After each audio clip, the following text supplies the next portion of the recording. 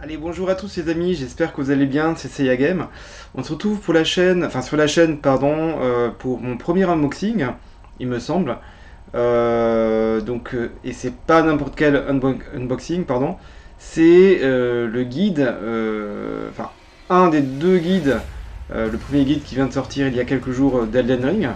Donc c'est un gros guide, hein, je vous montre le colis, c'est un gros colis. Ça pèse son poids quand même. Donc on va découvrir ça ensemble. Bon, je vais pas vous montrer toutes les pages, hein, parce qu'il y a beaucoup de pages je pense. Puis ça serait un peu spoiler aussi tout le travail des développeurs. Mais du coup, on sait que ça va reprendre en deux tomes. Hein. Il y a deux tomes, donc un qui vient de sortir maintenant et un qui a été décalé. Malheureusement, il devait sortir à la fin du mois. En fait, il est décalé à mars 2023. Mais bon, on va voir dans le détail déjà celui-là, ce qu'il a à nous proposer. Donc c'est des guides qui vont être très complets dans tous les cas, qui ont l'air bien travaillés, on va le voir directement, et donc ils vont balayer tout ce qu'il y a à balayer, hein, les personnages, les cartes, l'étude des magies, enfin les ennemis, le bestiaire, il va tout y avoir. Alors, on va tout de suite arrêter de parler, et juste ce que je voulais vous dire quand même, c'est que moi c'est un jeu que j'ai adoré. Elden Ring, je l'ai fini, bon, j'ai pas battu Malenia, et il restait peut-être quelques boss, mais sinon j'ai fait globalement pardon, tout. Mis à part, enfin, globalement tout, le plus gros tout seul.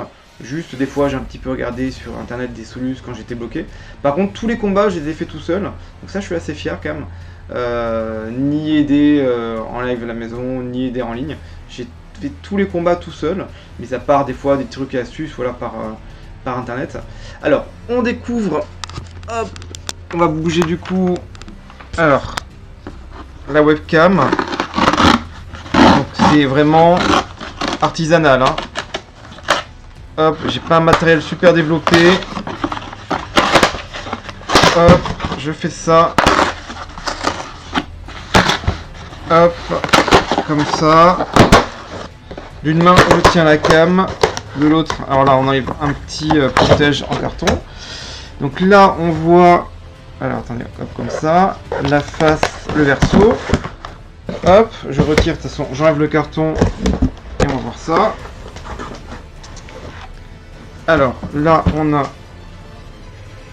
le verso, voilà, avec un petit cellophane bien sûr qui recouvre. Donc on voit évidemment les anneaux d'Elden, hein, bon, From Software, Bandai Namco, From Software, pardon, et Future Press, du coup, qui a édité le guide. Hop, et là, la magnifique couverture avec Ranni, hein. Magnifique couverture avec Ranni, la sorcière. Hop. Alors, je vais juste poser la cam pour enlever le cellophane. Ah, c'est vraiment une vidéo artisanale, hein, désolé. Alors, hop, je vous montre comme ça en plus, ce sera peut-être mieux. Voilà, comme ça, la couverture. Vous voyez un petit peu le bazar, hein, sur le canapé, c'est pas grave. Hop, voilà, magnifique, je suis très content. Alors du coup, oui, ce que je voulais vous dire, c'est important par contre. Hop, comme ça, peut-être enlever pour vous voyez peut-être moins le bordel sur le canapé, voilà. C'est un guide qui est pas donné, hein, c'est 44,99 le guide. Dépêchez-vous parce que je pense que ça peut vite partir. Les précommandes, il y avait des moments où c'était en rupture. C'est un petit peu revenu là quelques jours avant la sortie. Du coup, bon voilà. Pour l'instant il y en a, mais bon, dépêchez-vous à mon avis. Et là il y en a à la Fnac, il y en a à Micromania, il y en a chez Cultura, en ligne en tous les cas. Amazon il y a, mais j'ai vu que la version anglaise. Il y avait la version française, mais la version anglaise n'y est plus. Donc du coup, bon, peut-être qu'ils en remettront, mais bon, c'est pas garanti. En tous les cas, voilà, vous l'avez à Micromania, Cultura et Fnac en ligne. Après en magasin, ça je ne sais pas. Possible que ce soit en magasin aussi. Voilà, c'est un gros bébé, hein. Hop, vous voyez, beaucoup de pages, un gros bébé. Là, la tranche, on voit Elden Ring marqué. Voilà, hop. Et vraiment, La couverture, elle est magnifique. C'est vraiment du grand art. Alors, on va peut-être... Ah, alors déjà, le première bonne surprise, hein, une map. Une map. Alors, je vais m'ouvrir un petit peu pour vous montrer. Hop, donc la carte de l'Entreterre. Alors, il y a un... Hop là, comme ça. Hop là, bon peut-être qu'à plat ça serait mieux. Hop. C'est pas évident parce que j'ai pas non plus une grande table. C'est vrai que tout seul c'est pas évident. Bon, la map elle est très grande hein, dans tous les cas. Bon, si vous avez fait le jeu, c'est la map de l'Entreterre. Et en fait, ce qu'il y a... Parce qu'elle est très grande en fait, hein, la map là. C'est un poster hein, en fait finalement, c'est vraiment un poster. Donc il y a un verso, donc c'est la même map, mais du coup avec tous les points d'intérêt. Avec tous les points d'intérêt. Et vous voyez, il y a ici... Non, c'est de l'autre côté évidemment. Je suis en miroir. Voilà, il y a toutes les légendes. Donc voilà, chaque zone, il y a les légendes, il y a les légendes des zones avec des numéros. Donc voilà, c'est assez bien fait. Et je pense qu'évidemment tout ça, ces numéros, il suffit de se reporter sur le guide, dans le guide, pour avoir des explications, les maps, etc., etc. Les maps détaillées, hein, bien sûr. Donc ça, hop, je le mets là. Et on va un petit peu regarder dans le détail. Ah, déjà, une jolie illustration d'une épée de flamme, hein, je pense. Moi, je l'ai équipé l'épée de flamme, j'aime beaucoup. Alors, donc il y a un sommaire en plusieurs chapitres. Donc d'abord, le guide des systèmes, qui présente les mécaniques principales hein, d'Elden Ring. Ok. Chapitre 2, le guide du monde. Chapitre 3, guide des donjons. Voilà, donc ça va être beaucoup axé sur les donjons dans ce tome. Le guide des quêtes. Voilà. Donc je pense avec les quêtes secondaires, hein, ça va vous donner les... je vous montre l'illustration qui est jolie au passage d'ailleurs. Hop là. Guide des quêtes et l'histoire du monde. Donc je pense qu'il y a du détail du coup sur le lore. Alors on va prendre un exemple. Ah déjà, bon. Je tourne la page d'après, mais vous voyez, on a de très belles illustrations. Hein, voilà. Alors, on va regarder juste un petit peu dans le chapitre 1 par exemple. Là j'ai pris au hasard. Hein. Là, on a un petit encart sur le déplacement de base. Déplacement de base avec l'endurance, le sprint, roulade. Ici, hein, sur cette page-là. Voilà. Hop. Par exemple ici, on a les fioles sacrées. Là, bon, voilà. En fait, ça parle aussi des bases. Hein. Les fioles sacrées. Voilà, avec la fiole rouge, la fiole bleue. Les graines dorées, l'arme de vie. Hop là, comment s'équiper et utiliser des objets, par exemple. Là, je fais vraiment au hasard. Hein. Là, je suis dans le chapitre 2. D'ailleurs, voilà, on voit en bas. Là, ils mettent chapitre 2. Hein. Là, on est dans le guide du monde. Donc là, ils vont nous montrer toutes les zones. Par exemple, ici, on est dans... Bon, de toute façon, c'est la nécrolimbe, hein, l'église ailée. Avec le marchand calais, par exemple. Et à chaque fois, on a des petites, avec le marchand qui est là, des petites images hein, illustratives. Et puis là, voilà, une portion de plan qui fait du coup un focus sur une zone particulière, avec des numéros qui détaillent vraiment. Alors là, vous voyez pas bien, je me suis un peu éloigné, excusez-moi. Avec des numéros qui détaillent, qui sont en rapport sûrement avec la grande map hein, que je vous ai montré, le grand poster. Par exemple, là, voilà, là, la péninsule larmoyante. Alors, péninsule larmoyante, il me semble que c'est au sud de Nécrolimbe, de mémoire. Vous avez tout le détail de la péninsule larmoyante, donc toute la carte là, le détail. Et par exemple, ici il y a un encart qui vous montre tous les ennemis, la reine semi-humaine, avatar de l'arbre monde, par exemple le cavalier crépusculaire, fléau d'armes, les équipements qu'on peut trouver. Bouclier en fer doré, la faux ailée par exemple, flamme exaltée, les objets, branches envoûtantes, les clés lames de pierre. Donc tout ça c'est dans cet encart là. Hein. Par exemple pierre de forge, rune dorée. Il y a tout. Par contre je crois que ça ne faisait pas trop de focus sur les magies etc. Mais quoique il y a la flamme exaltée. Clémor, parce qu'il y a quand même il parle des armes, Clémor, fouet, mais je pense que le détail des armes et des magies, il me semble que c'est dans le prochain tome, dans le tome 2. Par exemple, là, je tourne un petit peu. On est toujours dans le guide du monde, là. Là, on voit... on est où? Là, je crois qu'on est sur le plateau d'Altus, hein, logiquement. Ici, parce qu'on nous parle de Lansax, le dragon là de foudre là. Lancéax, pardon, le dragon ancien, première partie. Voilà, ce qui fait deux apparitions. Voilà. Oui, c'est la grotte du parfumeur. Donc là, effectivement, c'est le plateau Altus. Moi, j'ai fait le jeu une fois. J'avais commencé une deuxième partie, mais j'ai pas fait l'entier. Là, par exemple, on a le mont Gelmir. Pareil, hein, comme tout à l'heure, comme pour la péninsule armoyante. Vous avez toute la carte, donc la partie droite, même ça déborde un peu sur la partie gauche. Hein. Et à gauche, donc il y a tout un encart ici, du coup, qui vous montre le détail hein, des ennemis, des vierges ravisseuses, dragon du magma. Ah oui, il y a le serment doré. Donc serment doré, ça c'est une incantation, hein, par exemple c'est ici. Donc effectivement, ça vous donne l'emplacement. Donc ça c'est bien, moi j'avoue il me manque quelques sorts, bon des armes ça il manque souvent, mais il manque quelques sorts. Donc ça va me faire plaisir effectivement pour les trouver, les sorts qui manquent par exemple. Moi j'aime beaucoup la magie, que ce soit l'incantation ou les magies du sorcier. Donc on tourne un petit peu, donc là par exemple on est dans le chapitre 3, guide des donjons. Donc là, ça va vraiment... parce que là, les maps que je vous ai montré avant, c'était vraiment sur des zones, du coup, en extérieur, hein, de monde ouvert.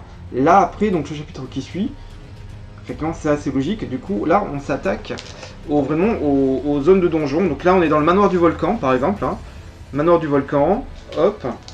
Et vous avez des numéros. Hein, il y a la progression pas à pas dans, par exemple, le manoir du volcan, quartier des invités. Il y avait, bon, là je suis allé avant, mais il y avait le manoir du volcan, église de la ville carcérale. Ça c'est la zone avant. Hein. Donc il y a vraiment tout. Vous avez vraiment, il y a plusieurs plages, le temple d'Aiglé aussi. Donc ça c'est après. Hop. Voilà. Hop là. Donc vraiment très détaillé. C'est vraiment la Bible Elden Ring. Hein. Faut pas avoir peur de le dire. Hein. Avec des petites illustrations super jolies en plus. Hein. Bon là on est dans le sanctuaire de l'arbre monde par exemple, toujours le plateau d'Altus. Hein. Hop, ici une petite illustration sympa par exemple. Donc vraiment, ça vaut le coup. Hein. Si vous êtes fan d'Elden Ring, moi je suis fan d'Elden Ring. C'est mon premier From Software, j'ai du mal à le dire.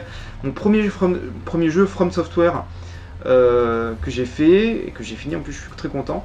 Mais bon, c'est pas le plus dur apparemment, parce qu'il y a quand même pas mal de choses. On peut invoquer des créatures, des esprits par exemple. Donc il y a la monture aussi qui aide hein, quand même, effectivement. Donc il y a quand même pas mal de choses qui permettent, vu que c'était un jeu plutôt de niche, même si ça s'était très bien vendu, hein, les Dark Souls notamment, de démocratiser encore plus, de rendre le jeu plus accessible, mais voilà, je vous en parle, hein, si vous n'avez pas commencé le jeu du tout, vous allez mourir plein de fois, il faut vraiment, il y a beaucoup d'histoires de timing, vraiment bien observer l'adversaire par rapport à ses attaques, ses patterns en fait, hein, que ce soit des boss ou même des ennemis plus simples, hein, plus faibles entre guillemets, parce que même des ennemis plus faibles, pas des boss, ils peuvent vous tuer en 2-3 coups. Hein. Alors, et j'avais commencé le premier Dark Souls après avoir fait Elden Ring, mais j'avoue, je suis allé un petit peu loin, mais j'ai pas tout fait, et je trouve quand même beaucoup plus dur qu'Elden Ring en fait. Hein. Qu'est-ce que je pourrais vous montrer d'autre? Par exemple, là, les ruines de Farum Azula, bon, le temple des dragons. Hop. Donc ça, bon, je vous rends pas trop le détail parce que c'est quand même plutôt vers la fin. La Siofra. Donc ça, c'est une zone souterraine hein, d'ailleurs, hein, la Siofra. Voilà, c'est... hop là. C'est vraiment une zone très très souterraine. Il y a les bois ancestraux aussi, par exemple. Hop, vous voyez, donc pareil, hein, c'est vraiment tout est détaillé. Donc vraiment, là, voilà, chapitre 1, les systèmes de jeu, par exemple les esquives, etc. J'imagine aussi comment faire des attaques, etc. Chapitre 2, les maps, mais vraiment des zones ouvertes. Hein.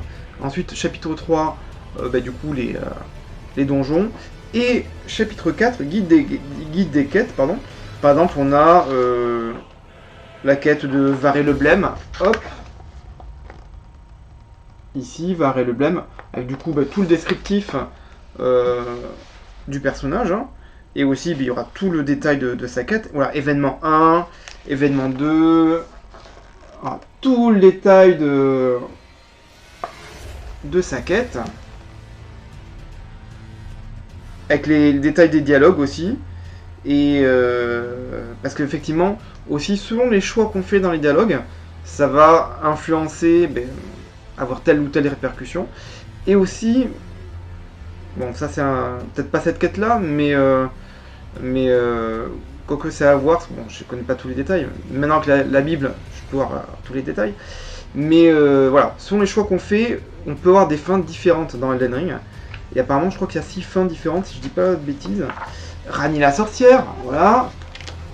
Évidemment, qui est la héroïne de la couverture hein, de ce premier volume. Donc du coup, Ranni la sorcière. Voilà, il y a Ranni et ses vassaux, alors ça c'est la page d'avant. Hein. Ranni et ses vassaux, parce qu'en fait elle a plusieurs personnages sous ses ordres. Il y a Blade, il y a des Iji, ouais, tout un guide de progression. C'est vraiment très très détaillé. Là, il y a Celluvis et Pidia aussi. Il y a tellement de choses. Bon, l'intérêt c'est de le découvrir, mais vraiment, je suis en train de regarder quelques. Voilà, il y a Blade de Sumilou par exemple. Mais moi, je vous conseille vraiment de l'acheter. Si vous êtes fan du jeu, je pense que c'est quand même plus détaillé, même s'il y a des guides sur internet, hein, des sites notamment. Moi, je me suis aidé un peu avec jeuxvideo.com. Hein. Mais là, je pense que ça va être encore plus détaillé, à mon avis. Là, on rentre vraiment dans le détail du détail. C'est sans leur faire offense, hein. Même s'ils sont allés très loin dans le détail aussi. Mais je pense que là, bon, ça va un petit peu plus loin, à mon avis. Oug le maître forgeron, qu'on retrouve du coup dans à la table ronde, hein, notamment. Voilà. Hop. Bon, je vous montre pas toutes les pages, hein, parce que je vais pas non plus trop spoiler. Nefelilou la guerrière, aussi, qui est un personnage qui va nous aider à un moment donné dans le jeu. Donc les PNJ sont importants hein, pour des quêtes secondaires, dans les quêtes principales aussi. Et voilà, selon les dialogues qu'on fait, et aussi si on les rencontre à tel moment ou tel moment, si on leur parle ou pas, parce qu'il suffit peut-être de louper sa présence. Par exemple à Nefelilou, la guerrière à un moment donné, on peut louper tel ou tel événement dans sa quête, et du coup, après le déroulement de sa quête va être différent. Donc vraiment, très très important. Les réfractaires du manoir. Franchement, et puis les illustrations sont très belles. Alors il y a quand même beaucoup d'écriture. Hein. Ouais, il y a pas... Il y a un peu d'illustration bien sûr, mais... On est vraiment... Il y a tous les détails des dialogues, hein. C'est un truc de dingue, hein. Franchement. Truc de dingue. Alors je sais pas si à la fin il y a... Ouais, j'imagine qu'il y a un lexique. Ouais, il y a un index. Hein. Il y a un index, donc bon, par exemple, je vous montre vite fait, hop. Il y a épée de cristal. Ouais, si vous voulez avoir une référence sur telle ou telle arme. La tour de guet des bois, tour de la flamme exaltée, tour de l'aîné. Tour de Rani, Manoir du Volcan, Marie d'Ivoire, voilà. Si vous cherchez talisman de la lame double, talisman du dragon sacré, il y a le sort Lune Noire de Rani par exemple. Ouais, il y a tout, hein, franchement. Il y a tout. Moi, vraiment, je vous conseille. Magnifique ouvrage. Donc, c'est le guide de l'Entre-Terre. Voilà, c'est ça, l'Entre-Terre Elden Ring. Parce que le volume 2, il aura un autre nom. Hein. Je ne l'ai plus en tête. Donc là c'est l'Entre-Terre Elden Ring, les tomes du savoir, donc volume 1. Donc disponible chez tous vos bons revendeurs. En tout cas, déjà sur internet. En magasin, c'est possible aussi de le trouver, à mon avis. Mais à mon avis, faites vite. Ça vaut le coup. Si vous êtes fan du jeu, comme moi, allez-y, foncez. Très bon achat. Alors, c'est pas donné, 45 €, hein, c'est sûr, on va pas se mentir. Mais voilà, il n'y en aura que 2. Elden Ring, il n'y a pas de jeu comme ça qui sort tous les jours, hein, c'est assez clair net. J'espère une annonce de DLC, ça serait très beau. Là, il y a la Paris Games Week en ce moment, peut-être, on sait jamais, hein, à la fin du salon. En plus, comme Noël approche, ça pourrait être sympa d'annoncer un DLC, un Season Pass, pour booster les ventes du jeu, et puis même, vu qu'il y a les guides qui sortent, pourquoi pas booster les ventes du guide. Bah écoutez, moi c'est tout pour aujourd'hui avec cette vidéo. Elle est un peu longue, j'ai un peu traîné, bon c'était un peu artisanal, hein, donc désolé, j'ai fait un petit peu comme j'ai pu. J'espère que ça vous aura plu. N'hésitez pas à liker la vidéo si ça vous a plu, abonnez-vous à la chaîne, partagez la vidéo pour connaître je pourrais en faire des bêtises avec toutes les fouilles pafouilles, excusez-moi, donc partagez les vidéos, comme ça fait connaître la vidéo et la chaîne en même temps. Et puis lâchez vos commentaires bien sûr, dites-moi ce que vous pensez du guide, si ça vous intéresse, si le jeu vous intéresse aussi, si vous l'avez peut-être pas encore fait, hein, ou alors si vous l'avez pensé, si vous dites bon, je connais par cœur, si j'ai pas besoin du guide, mais malgré tout ça peut être aussi un bel objet de collection, hein, un très bel objet de collection. Bah écoutez, à vous de voir. En tous les cas, je vous le rappelle, c'est vendu à 45 €, 44,99 €, et c'est dispo, j'ai regardé tout à l'heure, sur la Fnac, Cultura et Micromania en ligne en tout cas. Bah écoutez, merci à vous de m'avoir suivi. Prenez soin de vous. Jouez bien sûr. Et à très bientôt. Ciao.